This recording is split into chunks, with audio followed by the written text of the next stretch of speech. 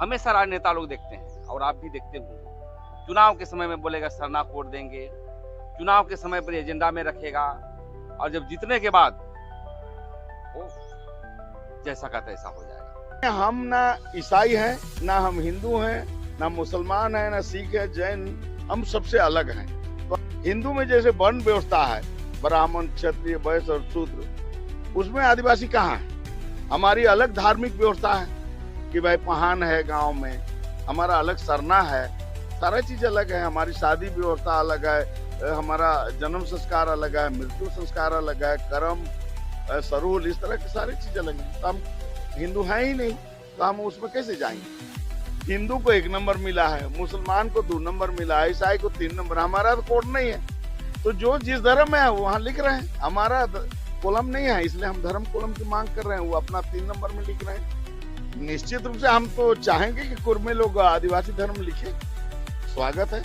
तो आप देखेंगे 1871 से 1951 तक हमारी अलग जनगणना हुई।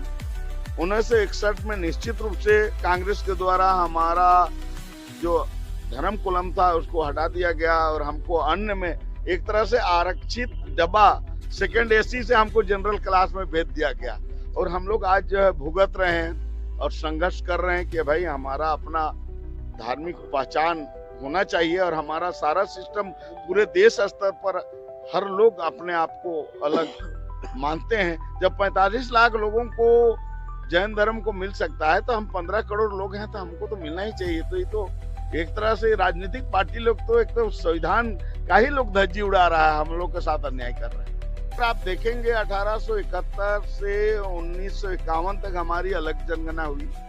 1961 में निश्चित रूप से कांग्रेस के द्वारा हमारा जो धर्म कॉलम था उसको हटा दिया गया और हमको अन्य में एक तरह से आरक्षित डब्बा सेकंड एसी से हमको जनरल क्लास में भेज दिया गया।